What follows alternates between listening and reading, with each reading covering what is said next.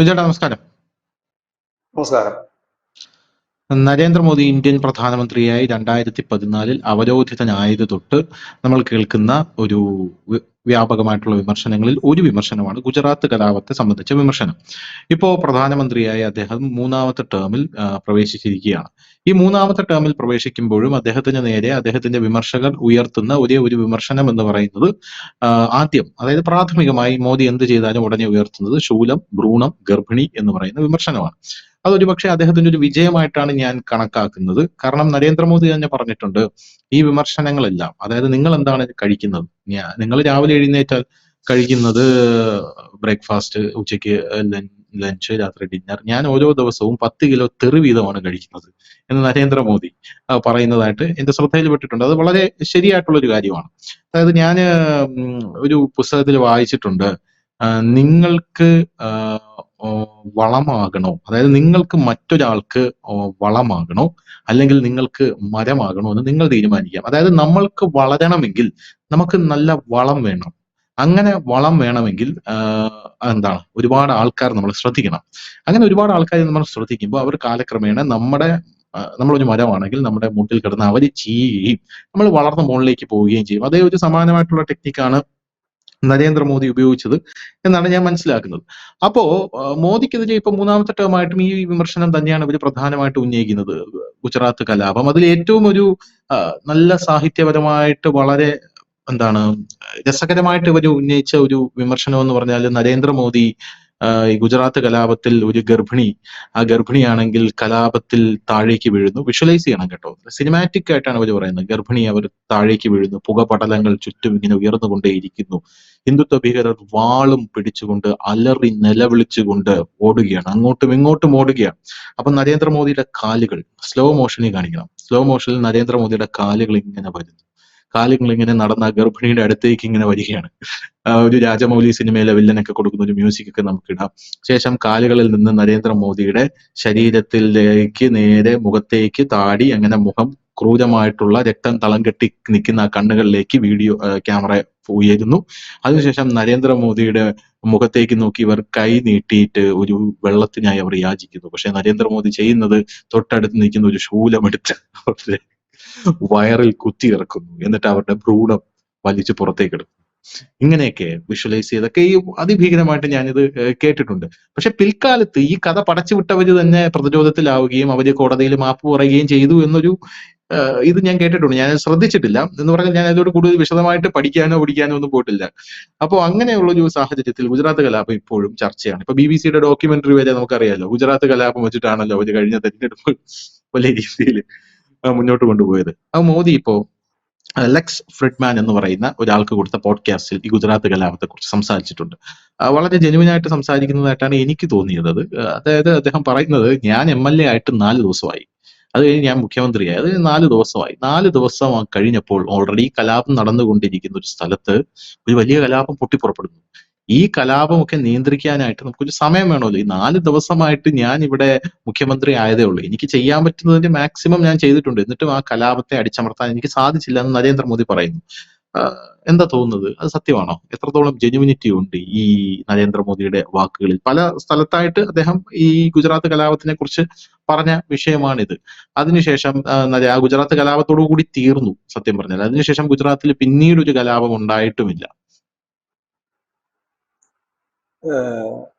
എനിക്ക് തോന്നുന്നു ഈ ഗർഭിണിയുടെ കാര്യം ഞാൻ പെട്ടെന്ന് എന്റെ ചിന്ത പോയത്, ഈ അടുത്ത് ഉണ്ണി മുകുന്ദന്റെ ഒരു സിനിമ ഇറങ്ങിയല്ലോ, മാർക്കോ. അതിനകത്ത് ഗർഭിണിയുടെ, ഞാൻ കണ്ടില്ല സിനിമ, പറയുന്ന കേട്ടെ, ഗർഭിണിയുടെ വയറ്റിൽ നിന്ന് കുട്ടിയെ പുറത്തെടുക്കുന്നതോ അങ്ങനെ എന്തോ വയലൻസ്. ഞാൻ ഗുജറാത്തില് പ്രവർത്തിച്ചിട്ടുള്ള ഒരാളെന്ന നിലയിലും ഗുജറാത്തിനെ കുറിച്ച് അത്യാവശ്യം അവിടെ പോയിട്ട് നിന്നിട്ടുള്ള ഒരാളെന്ന നിലയിലും ഞാൻ പലവട്ടം നമ്മൾ ഇതിനൊക്കെയുള്ള ഈ ഡിബേറ്റിനകത്ത്, ഈ അനാലിസിസിനകത്ത് ഞാൻ പലപ്പോഴായിട്ട് പറഞ്ഞിട്ടുള്ള കാര്യം തന്നെയാണ്, ഗുജറാത്ത് എന്ന് പറയുന്നത് ഇന്ന് കാണുന്ന ഗുജറാത്ത് അല്ല. ഞാൻ 1999 മുതൽ 2001 വരെ ഞാൻ അവിടെ ഗുജറാത്തിലുണ്ടായി. അപ്പോ നമ്മൾ കാണുന്നതല്ല, ആയിരുന്നില്ല ഗുജറാത്ത്, ഇന്ന് നമ്മൾ കാണുന്നതല്ല ഗുജറാത്ത്. നരേന്ദ്രമോദി തന്നെ പറയുന്നു 250 കലാപങ്ങൾ നടന്ന ഇടമാണ്. അതായത് ഈ നരേന്ദ്രമോദി അധികാരത്തിൽ ഏറുന്നതിന് മുമ്പുള്ള കാര്യമാണ്. 250 കലാപം എന്ന് പറഞ്ഞാൽ വലിയ കലാപത്തിനെയാണ് ഈ പറയുന്നത്. ചെറിയ കലാപങ്ങൾ നടക്കാത്ത ഒരു ദിവസം പോലും ഇല്ല. ഈ പറയുന്ന വഡോദര ആയാലും സൂററ്റ് ആയാലും എന്തിനേറെ പറയുന്നു, ഈ വാപ്പിയും കിടന്ന സൗരാഷ്ട്ര മേഖലകളിലേക്കൊക്കെ മഹാരാഷ്ട്രയുടെ ബോർഡറാണ് പിന്നെ ദാദ്ര വലിയ അവിടൊക്കെ പോലും അത് പൊതുവെ ശാന്തമായി അറിയപ്പെടുന്ന ആ ഇടങ്ങളിൽ പോലും ഒക്കെ ഈ ഉണ്ടാകാറുണ്ട്. ബെറൂച്ച്, അതുപോലെ ഈ അഹമ്മദാബാദ് മാത്രമാണ് അതിൽ നിന്ന് ആ ഈ കലാപത്തിന് തൊട്ടു മുമ്പ് വരെ വലിയ പ്രശ്നങ്ങൾ ഉണ്ടാകാതിരുന്ന ഒരു ഇടമെന്ന് വേണമെങ്കിൽ പറയാം. കാരണം അത് അവരുടെ ഒരു ഉം. തലസ്ഥാനമാണ്, അല്ലെങ്കിൽ കുറെ ബിസിനസ് ഏരിയ ആണ്, അങ്ങനെയൊക്കെയാണ്. അങ്ങനെ ഇവിടെ ഈ കലാപത്തിന്റെ ഒരു കാരണം എന്ന് പറഞ്ഞാൽ ഹിന്ദു മുസ്ലിം വിരോധമല്ല, വംശീയ പ്രശ്നമല്ല. ഇത് പലയിടത്തും ഉം. പല പ്രാദേശിക, അത് അന്നും ഞാൻ പറയുന്നൊരു കാര്യമാണ്, ഇന്നും ഞാൻ പറയുന്നൊരു കാര്യമാണ്. അതൊരു ഒറ്റ കാരണത്താൽ ഉണ്ടായ കലാപമല്ല. ഓരോ ഇടത്തും നടക്കുന്ന കലാപത്തിന് ഓരോ കാരണങ്ങളുണ്ടായിരുന്നു. അതിനൊരു നിമിത്തമായത് ഈ പറയുന്ന പിന്നെ ഗോത്ര. ഗോത്ര ഗോത്ര ആയെന്ന് മാത്രമേ, ഒരു നിമിത്തം വേണമല്ലോ എന്ത് കാര്യത്തിന്, അതൊരു നിമിത്തമായി എന്ന് മാത്രമേ ഉള്ളൂ. കാരണം അഹമ്മദാബാദിൽ നടന്ന കലാപത്തിന്റെ പിന്നിൽ വേറൊരു കാര്യമാണ്, സൂറത്തിൽ നടന്നത് വേറൊരു കാര്യമാണ്, ബെറൂച്ചിൽ നടന്നത് വേറൊരു കാര്യമാണ്, വഡോദരയിൽ നടന്നത് വേറൊരു കാര്യം, എല്ലാം വ്യത്യസ്തമായ കാര്യങ്ങളാണ്. എന്താന്ന് വെച്ച് കഴിഞ്ഞാൽ ഞാൻ ഈ അഹമ്മദാബാദിൽ നടന്നതിന്റെ ആ ഒരു റീസൺ ഞാൻ പറഞ്ഞുതരാം. ഇത് എന്നോട് പറഞ്ഞു തന്നെ മുസ്ലിങ്ങളായിട്ടുള്ള ഒരുപിടി ആളുകൾ തന്നെയാണ്. ഞാൻ ഈ പിന്നീട് അവിടെ നിന്നൊക്കെ വന്നതിന് ശേഷം ഞാൻ പിന്നീട് ഒരിക്കൽ ഈ ഗുജറാത്തിൽ പോകുമ്പോൾ ഈ ട്രെയിനിൽ യാത്ര ചെയ്യുമ്പോൾ ഈ ട്രെയിനിൽ മലയാളികളായിട്ടുള്ള മലപ്പുറത്ത് നിന്നുള്ള ഒരുപിടി മുസ്ലിങ്ങളുള്ള അവർ അഹമ്മദാബാദിൽ വ്യാപാരികളാണ്, വ്യവസായികളാണ്, അവർ അഹമ്മദാബാദിൽ കച്ചവടം ചെയ്യുന്നവരാണ്. അപ്പൊ ഞാൻ അവരോട് ഇതിനൊക്കെ സംസാരിച്ചു, എന്തായിരുന്നു ഈ അഹമ്മദാബാദ് പൊതുവെ. അപ്പൊ എന്താ സംഭവം എന്ന് ചോദിച്ചു, അഹമ്മദാബാദിന്റെ സിറ്റി മുഴുവൻ കൈയടക്കി, ഷോപ്പിംഗ് മാളുകളും കടകളും ഉൾപ്പെടെ കൈയടക്കി വെച്ചിരുന്നത് ഈ മുസ്ലിം മതവിഭാഗത്തിൽ പെടുന്നവർ തന്നെയായിരുന്നു. അവിടെ ഹിന്ദുക്കൾക്ക് കട നടത്താൻ അനുവദിക്കില്ല. അതുപോലെ തന്നെ കടകളിൽ കയറി നമ്മളെ ഒരു ഹിന്ദു സാധനം പർച്ചേസ് ചെയ്യാതെ ഇറങ്ങിക്കഴിഞ്ഞിട്ട് ഭീഷണിപ്പെടുത്തി ബലപ്രയോഗിച്ച് വാങ്ങിപ്പിക്കുക. അതുപോലെ തന്നെ ഈ മുറുക്കാൻ കട പോലും, അതായത് നമ്മുടെ ഈ പാൻ വിൽക്കുന്ന ഒരു തട്ട് പോലും വെക്കാൻ അവർ അനുവദിക്കാത്ത രീതിയിലാണ്. ഇത് കാലാകാലങ്ങളായി അവിടെ കിടക്കുന്ന ഹിന്ദുക്കൾ നോക്കിക്കൊണ്ടിരിക്കുകയാണ്. ഇത് എന്താണ് ഒരു പോംവഴി, ഇത് തിരിച്ചു പിടിക്കണമല്ലോ എന്നൊരു പോംവഴി. അപ്പൊ ഇവര് തന്നെ, ഈ മലപ്പുറത്ത് പോയവർ തന്നെ പറഞ്ഞത്, ഇത് ഞങ്ങളുടെ ആളുകൾ ചോദിച്ചു മേടിച്ച കലാപം തന്നെയാണ് ആ ഭാഗത്ത്, അഹമ്മദാബാദിൽ നടക്കുന്ന കലാപത്തിന്റെ. അപ്പോൾ അവിടെ അവര് കാരണം അവിടുത്തെ ജനിച്ച് വളർന്ന അവിടുത്തേതായ ഹിന്ദുക്കൾ, അല്ലെങ്കിൽ അവിടെയുള്ള ഹിന്ദുക്കൾക്ക് അവിടെ ഒരു കട നടത്താൻ പോലും പറ്റാത്ത സാഹചര്യം വന്നപ്പോഴാണ് അവിടെ അതവരുടെ മനസ്സിൽ പണ്ട് തൊട്ടേ നുരഞ്ഞു പൊങ്ങിയ ഒരു പ്രതിഷേധമാണ്. അതാണ് ഇത് വന്നപ്പോഴത്തേനും ഇതിന്റെ ഒരു മറവിൽ അതിന്റെ പണിയാണ് അവിടെ നടന്നത്. അവിടെ നടന്നതിന്റെ കാര്യം എന്ന് പറഞ്ഞാൽ ഈ ഗോദ്രയുടെ കലാപം ഒരു കാരണം മാത്രമേ ആകൂ, യഥാർത്ഥ കാരണം അതായിരുന്നില്ല.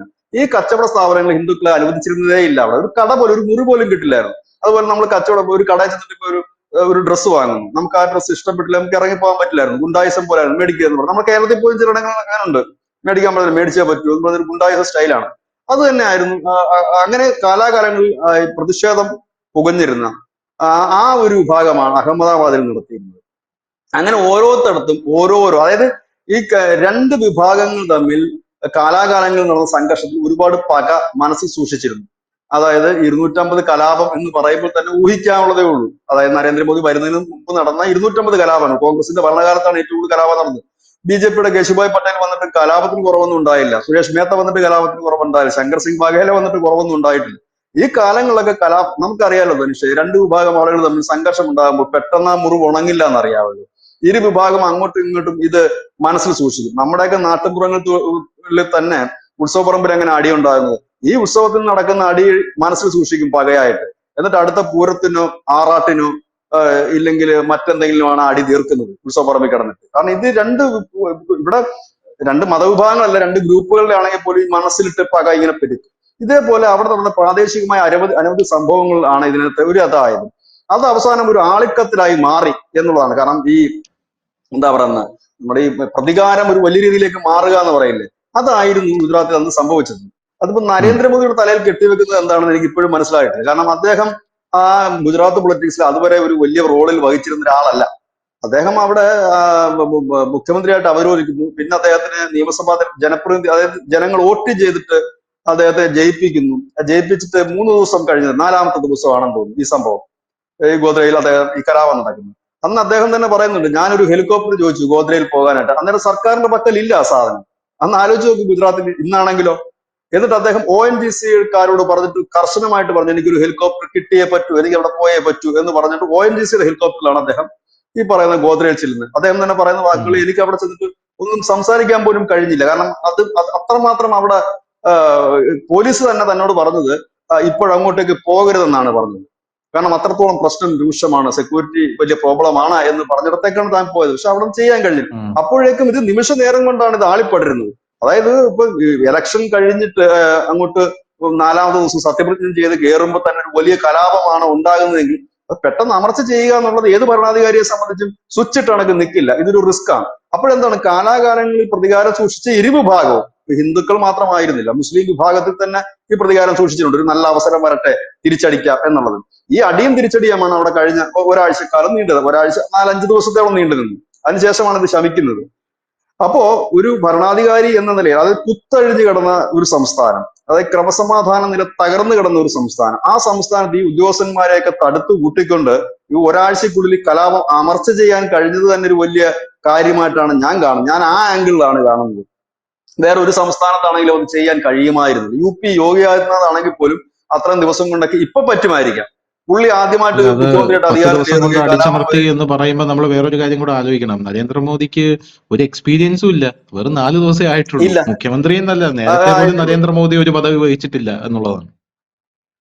അതെ, അദ്ദേഹം ഞാൻ എപ്പോഴും ആ പോയിന്റ് ഞാൻ പറഞ്ഞില്ല, അതാണ് ഒരു ഭരണാധികാരിയുടെ ക്വാളിറ്റി. അത് തന്നെയാണ് ഗുജറാത്തിലെ ജനവും കണ്ടത്. ഗുജറാത്തിലെ ജനം കണ്ടത് അത് അടിച്ചൊതുക്കി സമാധാനത്തിന്റെ പാതയിലേക്ക് അദ്ദേഹം കുറഞ്ഞ സമയത്തിനുള്ളിൽ കൊണ്ടുവരാൻ കഴിഞ്ഞു. അതൊരു വലിയ ക്രെഡിറ്റ് ആയിട്ട് കാണാം. ഇതൊരിക്കലും ഒരു മാധ്യമങ്ങളും ചർച്ച ചെയ്യില്ല, ഒരു മാധ്യമങ്ങളും കാണില്ല. പകരം അവിടെ കലാപത്തെ പെരുപ്പിച്ച് കാട്ടിയാണ് ഈ കാണിക്കുന്നത്.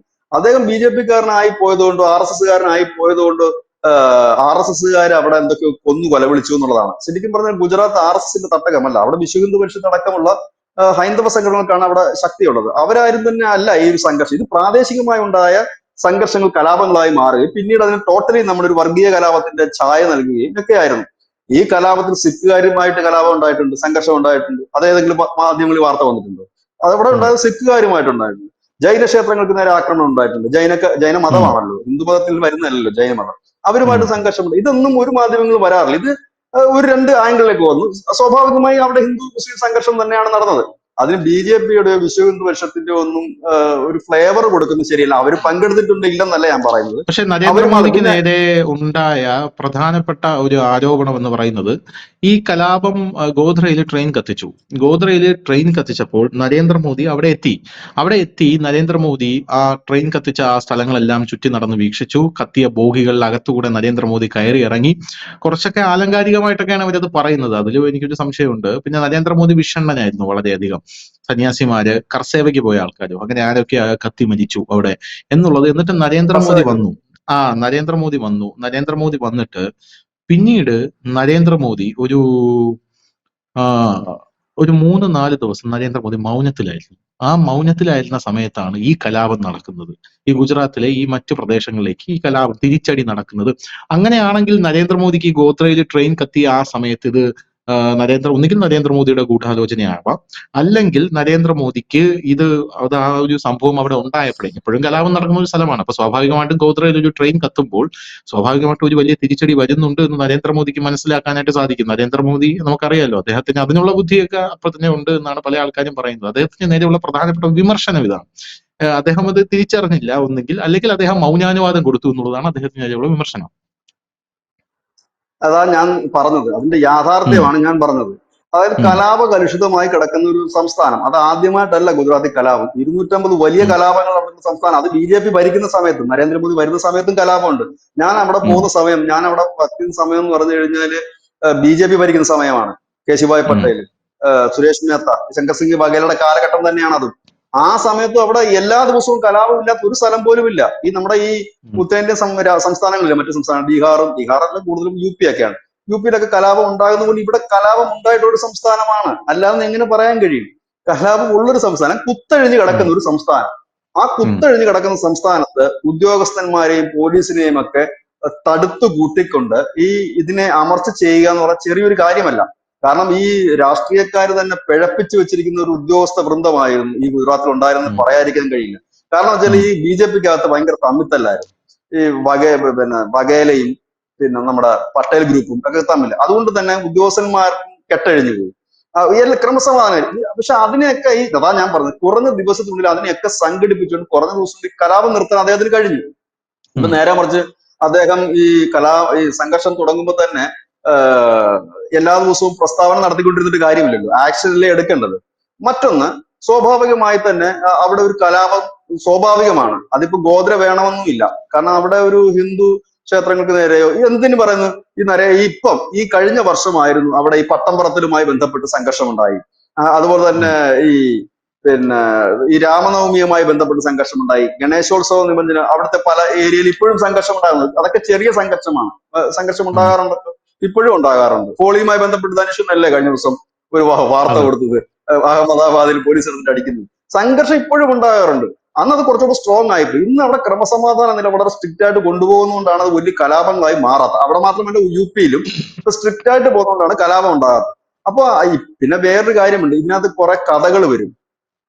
മോദി ആണ്, ഞാൻ ആ സമയത്തൊക്കെ കേട്ടിരുന്ന കഥ, മോദി വിളിച്ചു പറഞ്ഞു പോലീസുകാരടുത്ത്, പിന്നെ ഹിന്ദുക്കളെ ഒന്നും ചെയ്യരുത്, മുസ്ലിങ്ങളാണെന്നുണ്ടെങ്കിൽ നിങ്ങൾ വെടിവെച്ച് കൊല്ലുക, ഇല്ലെങ്കിൽ അവരെ കൊല്ലാൻ പോവുകയാണെങ്കിൽ നിങ്ങൾ മാറിക്കൊടുക്കുക, അവർ കൊല്ലട്ടെ എന്നൊക്കെ. ലോകത്ത് ഏതെങ്കിലും ഭരണാധികാരി അത് ചെയ്യുമോ? കാരണം അങ്ങനെ ചെയ്യുന്നെന്ന് അല്ല, അത് അങ്ങനെ ചെയ്തു കഴിഞ്ഞാൽ തന്നെ അത് വലിയ വിഷയങ്ങളായി മാറില്ലേ. അന്നും ഇതുപോലെ മാധ്യമങ്ങൾ അന്നും ടാർഗറ്റ് ചെയ്ത് ബി.ജെ.പി തകർക്കാൻ നടക്കുന്ന മാധ്യമങ്ങളുടെ കണ്ണിൽ ഇത് പെടില്ലേ? പക്ഷെ അത് പറയുമ്പോൾ നമ്മൾ വേറൊരു അങ്ങനെയൊക്കെ കാര്യം കൂടെ എടുത്തു പറയണം. കാഷ്വാലിറ്റി എണ്ണി നോക്കുമ്പോൾ അവിടെ 2500-2500 മുസ്ലിങ്ങൾ കൊല്ലപ്പെട്ടിട്ടുണ്ട്. താരതമ്യേന ഭൂരിപക്ഷം കൊല്ലപ്പെട്ടിരിക്കുന്നത് കുറവാണ് എന്നുള്ളത് നമ്മൾ എടുത്തു കാണേണ്ട ഒരു സംഭവമാണല്ലോ.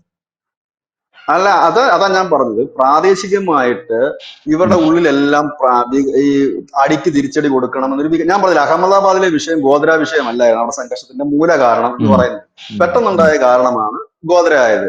ഇതുപോലെ എല്ലായിടത്തും പ്രാദേശികമായ വിഷയങ്ങൾ ഉണ്ടായിരുന്നു. ആ സമയത്താണ് വലിയൊരു കലാപം തുടങ്ങുന്നത്. ഗോത്രയിൽ എപ്പോഴാണ് കലാപം തുടങ്ങിയത്? ഗോത്രയിൽ ആ ദിവസം കലാപം ഉണ്ടായിരുന്നില്ലല്ലോ. ഉം.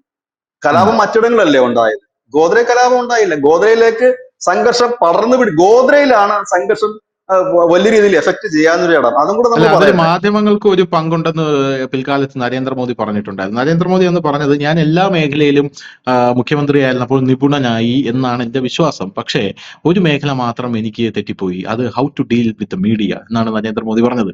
അതായത് സൂറത്തിലേക്ക് കലാപം പടരാനുള്ള പ്രധാനപ്പെട്ട ഒരു കാരണം NDTV ആണ് എന്ന് ഞാൻ വായിച്ചിട്ടുണ്ട്. ഈ സൂറത്തിലേക്ക് ആ NDTV അവിടെ വന്നിട്ട്, അന്ന് ബർഖാദത്താണെന്ന് തോന്നുന്നു അത് റിപ്പോർട്ട് ചെയ്തത്, അവിടെ വന്നിട്ട് സൂറത്തിൽ നിന്ന് NDTV റിപ്പോർട്ട് ചെയ്യാണ്, ബർഖ റിപ്പോർട്ട് ചെയ്യാണ്, ഇതാ നിങ്ങൾ സൂറത്തിലേക്ക് നോക്കൂ, ഇവിടെ കലാപമില്ല, ഇവിടെ വളരെ ശാന്തമാണ്, വളരെ വളരെ എല്ലാവരും വളരെ ഒത്തൊരുമയോടെയാണ് താമസിക്കുന്നത് എന്നൊക്കെ പറഞ്ഞ അടുത്ത സെക്കൻഡിൽ അവിടെ കലാപം ഉണ്ടായി. ഉടനെ തന്നെ നരേന്ദ്രമോദി ബർഖാദത്തിനെ വിളിച്ചു വരുത്തി എന്നാണ് ഞാൻ മനസ്സിലാക്കുന്നത്. വിളിച്ചു വരുത്തിയിട്ട് ചോദിച്ചു, നിങ്ങൾ എന്ത് പണിയാണ് ഈ കാണിച്ചത്? നിങ്ങൾക്ക് ഇത് നിർത്താനാണോ ശ്രമിക്കുന്നത്, അല്ലെങ്കിൽ നിങ്ങൾ ഇത് ആളി കത്തിക്കാനാണോ ശ്രമിക്കുന്നത് എന്ന് പറഞ്ഞ് NDTVക്ക് ഗുജറാത്തിൽ ബാൻ അടിച്ചു കൊടുത്തു എന്നാണ് ഞാൻ മനസ്സിലാക്കുന്നത് ആ സമയത്ത്. അല്ല, ഇതിനകത്ത് ഞാനൊരു കാര്യം കൂടെ പറയാം. എനിക്ക് നേരിട്ട് അറിയാവുന്ന ഒരു കാര്യമാണ്. ആ സമയത്ത് അവിടെ ഉം. പ്രചരിച്ചിരുന്ന ഒരു കാര്യം രണ്ട് മതവിഭാഗത്തിനിടയിലും പ്രചരിച്ചിരുന്നു. അതായത് ഉം. ഹിന്ദു സ്ത്രീകളെ ബലാത്സംഗം ചെയ്ത് ചവിട്ടി താഴ്ത്തി ബോഡികൾ കണ്ടുകിട്ടി എന്ന് പറഞ്ഞ് ചില ചിത്രങ്ങൾ പ്രചരിച്ചിരുന്നു. ഇത് ഹിന്ദുക്കളുടെ ഇടയിലേക്ക് വ്യാപിച്ചു. ഇതേ ചിത്രം തന്നെ മുസ്ലിങ്ങൾക്കിടയിലും വ്യാപിച്ചു. മുസ്ലിം സ്ത്രീകളെ കൂട്ടമായി ബലാത്സംഗം ചെയ്തുകൊണ്ട് ചെളിയിൽ താഴ്ത്തിയിരിക്കുന്നു എന്ന് പറഞ്ഞ് കുറെ അവിടെ ഒന്ന് രണ്ട് പെൺകുട്ടികളുടെ ബോഡി കിട്ടിയായിരുന്നു ഈ കലാപ സമയത്ത്. ഈ ബോഡി കിട്ടി, എനിക്ക് തോന്നുന്നു ഗോത്രയുടെ പരിസര പ്രദേശങ്ങളിൽ എവിടെയാണ് ഈ സംഭവം. ഇത് രണ്ടിടത്തും പ്രചരിച്ചത് ഒരു ചിത്രം ഒരു വാർത്തയുമായിരുന്നു. അതങ്ങനെ ഒരേ സമയം ഇവരെല്ലാം ഹിന്ദുക്കളും ഒരേ സമയം മുസ്ലിങ്ങളും ആകുന്നത്? അതാ ഞാൻ പറഞ്ഞത്, ആ ഒരു വ്യാപ്തി നമ്മുടെ മാധ്യമങ്ങൾ എന്ന് മാത്രമല്ല, അത് മാധ്യമങ്ങൾ കൂടെ ആയിരുന്നില്ല ആ വാർത്ത പോയത്. ചില ഓൺലൈൻ മീഡിയ, അന്നും ചെറിയ രീതിയിലൊക്കെ സോഷ്യൽ മീഡിയ ഇതാണ് ഈ ചിത്രങ്ങളൊക്കെ പരന്നിരുന്നു. അതായത് ഒരു സാധനം തന്നെ രണ്ട് മതവിഭാഗങ്ങൾക്കിടയിലും കുത്തിത്തിരിപ്പ് ഉണ്ടാക്കാൻ വേണ്ടി, ആളി കത്തിക്കാൻ വേണ്ടി ഉപയോഗിച്ചു എന്നുള്ളതാണ്. സത്യത്തിൽ അങ്ങനെ ഒരു സംഭവം അവിടെ നടന്നതായിട്ട് വേറെ ഈ ക്രൈം റിപ്പോർട്ട്സിൽ ഒന്നും തന്നെ ഇല്ല. ഒരു റെക്കോർഡ്സിലും ഇല്ല ഈ സാധനം ഇങ്ങനെ നടന്നതായിട്ട്. പിന്നെ നമുക്കറിയാം, ഒരു കലാപം ഉണ്ടാകുമ്പോഴത്തേനും അതിനെ കുറച്ചുകൂടെ കത്തിക്കാൻ വേണ്ടി ആദ്യം ഉപയോഗിക്കുന്ന സാധനം, നമ്മുടെ സ്ത്രീകളെ കയറി ബലാത്സംഗം ചെയ്തു, നമ്മുടെ പെൺകുട്ടികളെ മാനഭംഗപ്പെടുത്തി എന്ന് പറയുമ്പോൾ കുറച്ചുകൂടി വികാരം ആളെ കത്തിക്കാൻ കഴിയും. അതായിരുന്നു അവിടെ ഉപയോഗിച്ച ഒരു ടൂള്. അത് മാധ്യമങ്ങൾ മാത്രമല്ല, ചില സംഘടനകളും ചില രാഷ്ട്രീയ പാർട്ടികളും ഉപയോഗിച്ചിട്ടുണ്ട്. അത് അവിടുത്തെ ഉപയോഗിച്ച ഒരു ടൂള്. മറ്റൊന്ന്, ആരാധനാലയങ്ങൾ തകർത്തു എന്നുള്ള വാർത്തയായിരുന്നു. എല്ലായിടത്തും ശ്രദ്ധിച്ചോ ധനുഷ്? ഈ കലാപങ്ങളിലെ വ്യാജ വാർത്ത പ്രചരിപ്പിക്കുന്നത് ആദ്യം ചെയ്യുന്ന കാര്യം ഈ ആരാധനാലയങ്ങൾ, നമ്മുടെ ആരാധനാലയം തകർത്തു എന്നും പറഞ്ഞിട്ടാണ് അവർ ആദ്യം പറയുന്നത്. അതുപോലെ തന്നെ മസ്ജിദുകളിൽ നിന്നും മറ്റുമൊക്കെ, ക്ഷേത്രങ്ങളിൽ നിന്നും ആ സമയത്ത് ലൗഡ് സ്പീക്കർ കൂടെ ആഹ്വാനം ഉണ്ടായിരുന്നു, നമ്മുടെ ദേവാലയങ്ങൾ തകർക്കാൻ ആള് വരുന്നു എന്ന് പറഞ്ഞു. അതൊരു വ്യാജ വാർത്ത സൃഷ്ടിക്കപ്പെട്ടു. രണ്ടാമത് ബലാത്സംഗത്തിന്റെ വ്യാജ വാർത്ത സൃഷ്ടിക്കപ്പെട്ടു. ഇത് കഴിഞ്ഞപ്പോഴാണ് ഇന്ത്യയിലെ ഈ ബുദ്ധിജീവികളും ആക്ടിവിസ്റ്റുകളും എല്ലാം കൂടി ഇരുന്നത് ഗർഭിണിയും ശൂലവും പിന്നെ ഭ്രൂണം വലിച്ച് വെളിയിലിട്ട കഥകൾ കുറച്ചുകൂടെ കഴിഞ്ഞിട്ടാണ് അത് ഡെവലപ്പായി വരുന്നത്. ആ സമയത്ത് ഇല്ല ആ സാധനം. ഇങ്ങനെയുള്ള കുറെ കാര്യങ്ങൾ എനിക്ക് തോന്നുന്നു ഇന്നായിരുന്നു എങ്കിൽ ഒരുപക്ഷെ സോഷ്യൽ മീഡിയ വളരെ ശക്തമായിരിക്കുന്നത് കൊണ്ട് കുറെ സത്യം ജനത്തിന് അറിയാൻ പറ്റിയാന്, കുറച്ച് അസത്യവും ജനത്തിന് അറിയാൻ പറ്റിയെന്ന് എനിക്ക് തോന്നുന്നു. പക്ഷെ ഇന്നിനിപ്പോ അത് നടക്കാനുള്ള സാധ്യതയില്ല. കാരണം നമുക്ക് അതിനെയൊക്കെ കൺട്രോൾ ചെയ്യാനുള്ള കപ്പാസിറ്റി നമ്മുടെ രാജ്യത്തിനുണ്ട്, സംസ്ഥാനങ്ങൾക്കും ഉണ്ട്. അപ്പം ഇതൊക്കെ നമുക്കത് നന്നായിട്ട് അറിയാം. അവിടെ സംഭവം വർഗീയ സംഘർഷം തന്നെയാണ് അവിടെ നടന്നത്, നല്ല കലാപം തന്നെയാണ് നടന്നത്, അടിയും തിരിച്ചടിയാണ് നടന്നത്. അവിടെ മുസ്ലിങ്ങൾ കൊല്ലപ്പെട്ടതുപോലെ തന്നെ ഹിന്ദുക്കളും കൊല്ലപ്പെട്ടിട്ടുണ്ട്. കാണാതെ പോയ ഹിന്ദുക്കളുണ്ട്, അതിനകത്ത് സിഖുകാരുണ്ട്, ജൈന മതസ്ഥിൽപ്പെടുന്നവരുണ്ട്, എല്ലാവരും ഉണ്ട്. ഇതൊരു കലാപമാണ്, ഒരു സംഘർഷമാണ്. അതിന് പല പല കാരണങ്ങളുണ്ടായിരുന്നു, ഒരു കാരണമല്ലായിരുന്നു. പെട്ടെന്നുണ്ടായ കാരണം ഈ ഗോത്ര അതിനൊരു എന്താ പറയുക, നമ്മൾ പറയുന്നത് മോങ്ങാനിരുന്ന് നായുടെ തേങ്ങ വീണു എന്ന് പറയുന്ന കണക്ക് ഇവരെല്ലാം മോങ്ങാനിരുന്നവരാണ്. ഏത് നിമിഷം അങ്ങോട്ടും ഇങ്ങോട്ടും അടി നടത്താൻ ഇരുന്നവരാണ്. അവർക്കിടയിലേക്ക് ഒരു കാര്യം വന്ന് പെട്ടെന്ന് വീഴുകയായിരുന്നു. അതാ ഞാൻ ചോദിച്ചു, ഗോദ്രയിൽ ആ സമയത്ത് കലാപം ഉണ്ടായിരുന്നു ഈ സംഭവം നടക്കുമ്പോൾ. അപ്പം ഇതൊക്കെ നമ്മൾ മനസ്സിലാക്കുക ശരിക്കും. അതെ, ലാസ്റ്റ് ബട്ട് നോട്ട് ലീസ്റ്റ് ഒരു ചോദ്യം കൂടി. അതായത് ഈ കലാപം ഉണ്ടായി. ഈ കലാപം ഉണ്ടായ ശേഷം ഈ കലാപം നരേന്ദ്രമോദിയുടെ ഇമേജ് ബിൽഡിങ്ങിന്റെ ഒരു ബേസ്മെന്റ് ആക്കി മാറ്റി രാജ്യമെമ്പാടും നരേന്ദ്രമോദിയെ, ഇത് ഞാൻ പറയുന്നതല്ല, പ്രതിപക്ഷവും യുക്തിവാദികളും പറയുന്നതാണ്, നരേന്ദ്രമോദിയെ മുസ്ലിങ്ങളെ അടിച്ചമർത്താൻ ഇതാ ഒരാൾ എത്തിയിരിക്കുന്നു നമ്മുടെ രാജ്യത്ത് എന്നിങ്ങനെയുള്ള ഒരു ഇമേജ് ബിൽഡപ്പിലേക്ക് കൊണ്ടെത്തിച്ച് ആ ഒരു വികാരം ആളിക്കത്തിച്ച് നരേന്ദ്രമോദിയെ പ്രധാനമന്ത്രിയാക്കാനും തുടർന്ന് അദ്ദേഹത്തെ ഭരണം പിടിക്കാനും ഈ ഇമേജ് ബിൽഡപ്പ് അദ്ദേഹത്തെ സഹായിച്ചില്ലേ? ഒരുപക്ഷെ നരേന്ദ്രമോദി പോലും അത് ആസ്വദിച്ചിരുന്നില്ലേ എന്ന് ഞാൻ ചോദിച്ചാൽ വിജയേട്ടൻ ഞാൻ നിഷേധിക്കാൻ പറ്റുമോ? അതായത് ഈ കലാപം ഉണ്ടായി, ഇപ്പൊ ഈ ഇത്തരത്തിലൊരു കലാപം ഉണ്ടായില്ലായിരുന്നെങ്കിൽ നരേന്ദ്രമോദി ആരെങ്കിലും അറിയപ്പെടുമോ? നരേന്ദ്രമോദിയെ ഇപ്പൊ തന്നെ നരേന്ദ്രമോദി എന്ന് കേൾക്കുമ്പോൾ, ഞാൻ 2014 നരേന്ദ്രമോദി എന്ന് പറയുമ്പോൾ തന്നെ സോക്കാൾഡ് സുഹൃത്തുക്കള്, മുസ്ലിം സുഹൃത്തുക്കള് എന്നോട് പറഞ്ഞത്, നരേന്ദ്രമോദിയോ, അയ്യോ മറ്റേ ഗുജറാത്ത് കലാപത്തില് ഇത്രയും ആൾക്കാരെ ചുട്ടരിച്ച അയാളാണോ ഇന്ത്യയുടെ പ്രധാനമന്ത്രിയാവാൻ പോകുന്നത് എന്നാണ് അവരുടെ വായിൽ നിന്ന് പോലും ആദ്യത്തെ ഇത് വരുന്നത്. അത് അവരുടെ വായിൽ നിന്ന്. എന്റെ ഹിന്ദു ഫ്രണ്ട്സിനോട് ചോദിച്ചു, അവര് രഹസ്യമായിട്ട് പറയുന്നത്, ഓ നരേന്ദ്രമോദി മറ്റേ ഗുജറാത്ത് കലാപത്തിൽ പണി കൊടുത്ത എന്നാണ് അവരുടെ വായിൽ നിന്ന് വരുന്നത്. അപ്പൊ ഈ ഒരു ഇപ്പോഴേ ഞാൻ പറയട്ടെ, ആ ഒരു ഇമേജ് ബിൽഡിംഗ് ഓക്കെ ഫൈൻ, പ്രധാനമന്ത്രി ആകുന്നത് വരെ മോദിക്ക് ഓക്കെ ആയിരുന്നു. പക്ഷെ പ്രധാനമന്ത്രി ആയിക്കഴിഞ്ഞ ശേഷം മോദി ആ ഇമേജ് ബിൽഡിംഗ് ആ ഇമേജിൽ നിന്ന് മാറി ഒരു വിശ്വഗുരു ഇമേജിലേക്ക് ഉയരാൻ ശ്രമിക്കുമ്പോൾ അപ്പോഴും ഇവർ താഴെ നിന്ന് ഈ കൊളുത്തിട്ട് പിടിച്ചിട്ട് ഗുജറാത്ത് കലാപം എന്ന് പറഞ്ഞ് ഇങ്ങനെ വലിച്ചുകൊണ്ടിരിക്കുമ്പോൾ ആ വിശ്വഗുരുവിലേക്ക് പോകാനായിട്ട് അദ്ദേഹത്തിന് ഈ ഇമേജ്, ഈ ബേസ്മെന്റ് അദ്ദേഹത്തിന് തച്ചുടച്ച് കളയണം. അതിനുള്ള ഒരു തത്രപ്പാടാണോ നരേന്ദ്രമോദി ഇപ്പോ നടത്തിക്കൊണ്ടിരിക്കുന്നത്? കാരണം അദ്ദേഹത്തിന് റീച്ച് ചെയ്യേണ്ട അത്രയും ഈ ബേസ്മെന്റ് വെച്ച് അദ്ദേഹം റീച്ച് ചെയ്ത് കഴിഞ്ഞു. ഇനി അദ്ദേഹത്തിന് അടുത്ത ലെവലിലോട്ട് എത്തണം. ഇപ്പോഴും ഒരു നരേന്ദ്രമോദിക്ക് ഒരു നോബൽ സമ്മാനത്തിന്റെ ഒരു നോമിനേഷൻ വല്ലതും വരണം എന്ന് എവിടെയെങ്കിലും ഒരു വാർത്ത വന്നാൽ അതിന്റെ താഴെ ആദ്യം വരുന്നത് ഗുജറാത്ത് കലാപം, മുസ്ലിം ഘാതകൻ എന്നിങ്ങനെയുള്ള ഒരു ഇതാണ് വരുന്നത്. അപ്പൊ അദ്ദേഹം അന്ന് സൃഷ്ടിച്ച ആ ഒരു ബേസ്മെന്റ് ഇന്ന് അദ്ദേഹത്തിന് ഒരു വിനയായിട്ട് അദ്ദേഹത്തിന് എന്ന് തോന്നുന്നുണ്ടോ? അങ്ങനല്ല, ഏത് സംഭവങ്ങളിലും ഒരു ഹീറോ ഉണ്ടാകും. ഏത് സംഭവം ഇപ്പൊ നമ്മുടെ കേരളത്തിൽ നടക്കുന്ന സെക്രട്ടേറിയറ്റ് മാർച്ച് ഉണ്ട്. ഇതിൽ സെക്രട്ടേറിയറ്റിന് മുമ്പിൽ ആശാ വർക്കർമാർ സമരം ചെയ്യുന്നുണ്ട്. ആ സമരം വിജയിച്ചു കഴിഞ്ഞാൽ, അല്ലെങ്കിൽ ആ സമരം ജനങ്ങൾ ഓർമ്മിപ്പിക്കപ്പെടുന്ന അതിന്റെ നേതാക്കളെ ആയിരിക്കും. പെമ്പിള ഒരുമ സമരം എന്ന് പറയുമ്പോൾ മനസ്സിലൂടെ ഗോമതിയാണ്. അതുപോലെ ഏത് സംഭവങ്ങൾ നടക്കുമ്പോൾ അതിൽ നിന്നൊരു ഹീറോ ഉയർന്നു വരും. അത് സ്വാഭാവികം മാത്രമാണ്. പ്രത്യേകിച്ച് ഹിന്ദുത്വത്തിന്റെ ബേസ്മെന്റ് ഉള്ള ഒരു രാഷ്ട്രീയ പാർട്ടിയാണ് BJP. നരേന്ദ്രമോദി ഒരു RSS കാരനാണ്, തികഞ്ഞ ഒരു ഹിന്ദുത്വവാദിയാണ്. സ്വാഭാവികമായി തന്നെ ഇത് നല്ലതാണേലും ചീത്തയാണേലും ഇത് അദ്ദേഹത്തിന്റെ തലയിൽ കെട്ടിവെക്കും. അതായത് ഈ കലാപം ഒരു നല്ലതായിരുന്നു എന്ന് ചിന്തിക്കുന്ന, ഈ മോശമാണെന്ന് ചിന്തിക്കുന്നവരെക്കാൾ പോലെ തന്നെ നല്ലതാണെന്ന് ചിന്തിക്കുന്നവരുമുണ്ട്. നല്ലതാണെന്ന് ചിന്തിക്കുന്നവർ അദ്ദേഹത്തെ ഒരു ഹിന്ദു ഹൃദയ സാമ്രാട്ടായി ഉയർത്തിക്കാണിച്ച് തെറ്റ് പറയാൻ കഴിയില്ല. അത് BJP മുതലെടുത്തിട്ടുണ്ടെങ്കിൽ അത് അവരുടെ പൊളിറ്റിക്കൽ സ്ട്രാറ്റജിയാണ്, ഇല്ലെങ്കിൽ അവരുടെ ആ ഒരു ബുദ്ധി എന്ന് തന്നെ പറയാം. അത് യാഥാർത്ഥ്യവുമാണ്. കാരണം ഹിന്ദു സമൂഹം ബാൽ താക്കറേക്ക് ശേഷം നരേന്ദ്രമോദിയെ അവരുടെ ഒരു ഹീറോ ആയിട്ട് കണ്ടു എന്നുള്ള ഒരു യാഥാർത്ഥ്യമാണ്. പ്രത്യേകിച്ച് ഉത്തരേന്ത്യയിലുള്ള ഹിന്ദുക്കൾ കണ്ടിരുന്നു എന്നുള്ളത് വളരെ യാഥാർത്ഥ്യം. എന്തുകൊണ്ടാണ് യോഗിക്ക് പിന്നിൽ ഈ BJPയുടെയും ഒരു വലിയ സപ്പോർട്ട് ഉയർന്നു വരാൻ കാരണം? യോഗി ആദിത്യനാഥിന്റെ സപ്പോർട്ട് ഉയർന്നു വരാൻ കാരണം അത് ഹിന്ദു ബിംബമായതുകൊണ്ട് മാത്രമാണ്. അത്രയും സപ്പോർട്ട് ഹിമന്ത് ബിശ്വ ശർമ്മയ്ക്കില്ല, മോഹൻ യാദവിനില്ല മധ്യപ്രദേശില്. അങ്ങനെ പലരെയും നമ്മൾ എടുത്തു നോക്കുമ്പോൾ അത്രയും സപ്പോർട്ട് ഇല്ല. എന്നാൽ മികച്ച മുഖ്യമന്ത്രിമാരല്ലേ അവര്. പക്ഷെ അവർക്കൊരു സപ്പോർട്ട് ഉണ്ടാകുന്നതിന് കാരണം ഈ ഹീറോ പരിവേഷവും ഒപ്പം തന്നെ ഹിന്ദുത്വത്തിന്റെ വക്താക്കളാണ് എന്നുള്ള ഇതുമാണ്. നമുക്കറിയാം, ഞാൻ ചെറിയ ഉദാഹരണം കൂടെ പറഞ്ഞ് നമുക്ക് നിർത്താം. നമ്മുടെ ഈ അടുത്ത് ദില്ലി മുഖ്യമന്ത്രിയായിട്ടുള്ള രേഖ ഗുപ്ത, അവർ മുഖ്യമന്ത്രി ആയതിന്റെ പിറ്റേ ദിവസം ഒരു വീഡിയോ എല്ലായിടത്തും പ്രചരിച്ചത്. എനിക്ക് തോന്നുന്നത് AI കണ്ട് രൂപപ്പെടുത്തിയ വീഡിയോ ആണെന്നാണ് എനിക്ക് തോന്നുന്നത്. അവര് ഈ ഉം. കളരി പഠിക്കുന്നതും അതുപോലെ വെട്ടുന്നതും കുത്തുന്നതും ആണ് ഇല്ലെങ്കിൽ ഞാൻ അങ്ങനെയുള്ള കണ്ടു അത്. ഇതും കാണിച്ചു. അതെന്തുകൊണ്ടാണ്? ഇത് ഹീറോയിസത്തിന്റെ ഒരു രീതി ലോകമെമ്പാടും ഉള്ളതാണ്.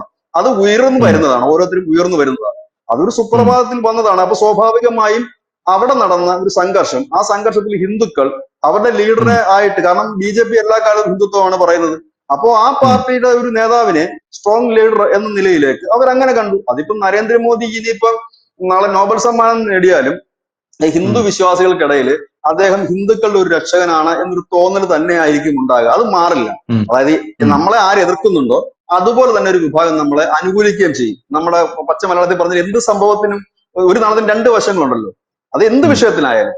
അതേപോലെ സപ്പോർട്ടേഴ്സും ഉണ്ട്. ആ സപ്പോർട്ടേഴ്സിന്റെ എണ്ണം വളരെ കൂടുതലാണ്. അതുകൊണ്ടാണ് നരേന്ദ്രമോദി കാലാകാലങ്ങളിലായിട്ട് മുൻപോട്ട് പോകുന്നത്. പലരും പറയുന്ന ഉം. കാര്യം എന്താണ്? ഇനി ഇത്രയും ധനുഷ് പറഞ്ഞുകൊണ്ട് ഞാൻ ഒരു കാര്യം കൂടെ പറയാം. നമ്മുടെ നാട്ടിലുള്ള ഈ ഹിന്ദുക്കൾക്കിടയിലും ക്രിസ്ത്യാനികൾക്കിടയിലും നടക്കുന്ന ഒരു ടോക്ക് കൂടെ ഞാൻ പറഞ്ഞു, നമുക്ക് ഇത് അവസാനിപ്പിക്കാം. അവര് ഉം. പറയുന്ന കാര്യം മോദി ഉള്ളത് കൊണ്ടാണ്, ഇല്ലായിരുന്നെങ്കിൽ ഈ സുഡാപ്പികളെല്ലാം കൂടി കയറി നമ്മളെ മേഞ്ഞേനെ എന്ന് പറയുന്നു. എന്തുകൊണ്ടാണ് ഉം. അവരത് പറയുന്നത്? അവർക്കൊരു വിശ്വാസമുണ്ട്, നരേന്ദ്രമോദി എന്ന് പറയുന്നത് Yes. ഞങ്ങളെ രക്ഷിക്കാനായിട്ട് വന്നൊരു നേതാവാണെന്ന്. അതുകൊണ്ടാണ് ഉം. നരേന്ദ്രമോദിയുടെ പിൻഗാമി ആരെന്ന് ചോദിക്കുമ്പോൾ ക്രിസ്ത്യാനി ആയാലും ഹിന്ദു ആയാലും ഒറ്റയടിക്ക് പറയുന്നത് യോഗി മതി എന്ന് പറയുന്നത്. യോഗി കാരണം മതി. അദ്ദേഹം ഇതിനൊക്കെ നിലക്ക് നിർത്താൻ പറ്റുന്നുണ്ട്, ഹിന്ദുത്വത്തിന്റെ ഉം. പ്രതീകമായതുകൊണ്ടാണ്. നേരെ മറിച്ച് ആരും നമ്മുടെ കേരളത്തിലെ ഏതെങ്കിലും BJP ലീഡേഴ്സിന്റെ പേര് പറയുന്നില്ലല്ലോ, കർണാടകത്തിലെ ഇല്ല. പറയുന്നില്ലല്ലോ, അണ്ണാമലയുടെ പേര് Yes. പറയുന്നില്ലല്ലോ. ഇതാണ് അതിന്റെ കാര്യം. Yes. അപ്പൊ അങ്ങനെ അദ്ദേഹം ഉയർന്നു വന്നിട്ടുണ്ട് എങ്കിൽ അത് ഉം. മനസ്സിൽ, നമ്മളെ പോലെ ഒരാളെ ഒരു ഹീറോ ആയിട്ട് ഉയർന്നു വരണമെങ്കിൽ നമ്മുടെ മനസ്സിൽ അദ്ദേഹം പതിയണമല്ലോ. ഉം. അപ്പൊ ഞാൻ വന്നിട്ട് നാട്ടുകാരത്ത് പറയും ഞാൻ ഹീറോ ആണ്, എന്നെ ഹീറോ ആയിട്ട് നിങ്ങൾ കാണണമെന്ന് പറഞ്ഞാൽ അവർ കാണില്ല. പകരം ഹീറോ ഇല്ല. ആയിട്ട് ഉയർന്നു വരണം. ഇവിടെ ഹീറോ ആകാൻ വേണ്ടി കാണിക്കുന്ന അത്രപ്പാട് എന്താണ്? തിരുവാതിരപ്പാട്ട് വരെ ഇറക്കിയില്ലേ മുഖ്യമന്ത്രി? ഹീറോ പരിവേഷത്തിൽ അതിനകത്ത് എന്താണ്? അതിനകത്ത് അദ്ദേഹത്തെ കുറിച്ചുള്ള ഉം. വർണ്ണനകളാണ്. അപ്പൊ ഇത് എതിരാളികൾ കൊടുത്ത വർണ്ണനകളിലാണ്. നരേന്ദ്രമോദി ഹീറോ ആയത് അങ്ങനെയാണ്, എതിരാളികൾ കൊടുത്ത ഉം. പബ്ലിസിറ്റിയാണ്. അല്ലാതെ ഉം. അദ്ദേഹത്തിന്റെ പാർട്ടിക്കാരോ അദ്ദേഹത്തിന്റെ കൂടെ നിൽക്കുന്നവരോ കൊടുത്ത പബ്ലിസിറ്റി അല്ല. അവരാരെങ്കിലും നടന്ന് പറഞ്ഞു Yes. നരേന്ദ്രമോദിയാണ് കലാപം ഉണ്ടാക്കിയത് ഏതെങ്കിലും BJP കാരൻ പറഞ്ഞിട്ടുണ്ട്? ഇത് ഇല്ല. പകരം ഇദ്ദേഹത്തെ ഹീറോ ആക്കി പ്രതിഷ്ഠിച്ചതിന്റെ മുഴുവൻ ഉത്തരവാദിത്വവും ഇന്ത്യയിലെ പ്രതിപക്ഷ പാർട്ടികൾക്കും ഒപ്പം തന്നെ ചില ഉം. മതമൗലികവാദ സംഘടനകൾക്കുമാണ്. അവർ വീണ്ടും ഉം. വീണ്ടും ഈ ഗോദ്രയെ കുറിച്ചും ഗുജറാത്തിനെ കുറിച്ചും പറയുമ്പോൾ കൂടുതൽ ഉം. പേർ നരേന്ദ്രമോദിയെ അറിയുകയും അല്ലെങ്കിൽ ഹിന്ദുത്വത്തിനെ വിശ്വസിക്കുന്നവർ, ഇഷ്ടപ്പെടുന്നവർ കൂടുതൽ നരേന്ദ്രമോദിയിലേക്ക് അടുക്കുകയുമാണ് ചെയ്യുന്നത്. അതാണ് ഞാൻ പറഞ്ഞത്. ഇന്നും ഉം. BJPയോ നരേന്ദ്രമോദിയോ ഒക്കെ എതിർക്കാനുള്ള പൊളിറ്റിക്കൽ തന്ത്രം ഇവിടുത്തെ പ്രതിപക്ഷ പാർട്ടികൾക്ക് അറിയില്ല. ഇനി അവർ ഉം. ജീവിതകാലത്ത് അത് പഠിക്കാനും പോകുന്നില്ല. അതാണ് അവരുടെ പരാജയത്തിന്റെ ഒരു പ്രധാനപ്പെട്ട കാരണം.